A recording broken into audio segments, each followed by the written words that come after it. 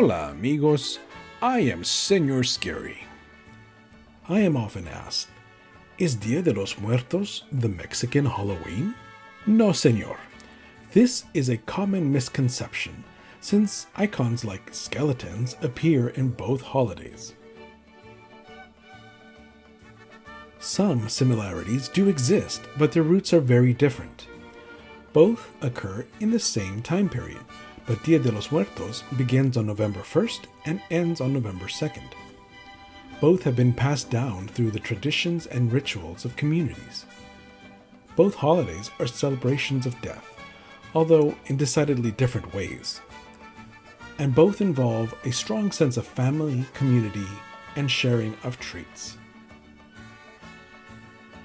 In Mexico, Halloween is called Dia de Brujas, or Day of Witches. It's a dark and spooky fun holiday for sure, but mostly celebrated in America. However, Dia de los Muertos is a deeply meaningful and spiritual celebration, remembering our loved ones who have passed. It also gives younger generations a connection to the past. At home, family members work together to set up ofrendas, or altars, using photographs of loved ones, foods they loved, colorful fabrics, and a trail of marigolds is laid to guide their loved ones from the cemetery to the home and back again. A sweet incense, made from the resin of the copal tree, is burned and is said to attract the dead to the altar. Do you notice the bread at the center of this photograph?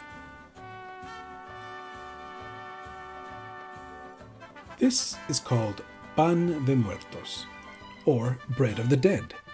It is an anise-flavored sweetbread that is baked into a round shape to represent the circle of life. Pan de muertos is decorated with shapes that resemble a skull and bones.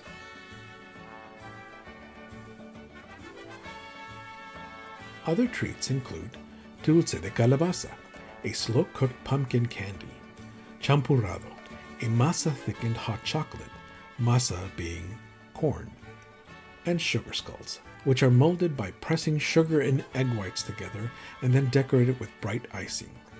These are mainly decorative and sometimes use plastic embellishments, so I wouldn't recommend eating them.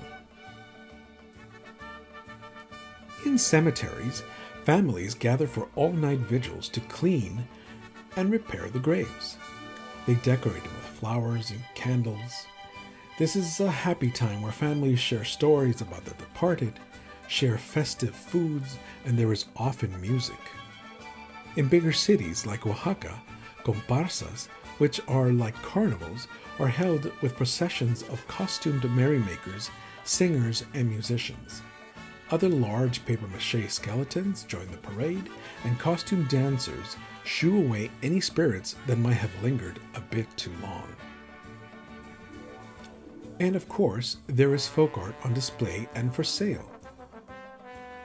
There are colorful calaveras, or ornately painted skulls, alebrijes, sculptures of fantastical creatures that serve as protective spirits, and figures like La Catrina, a female skeleton dressed in fashionable large hat and a fine dress.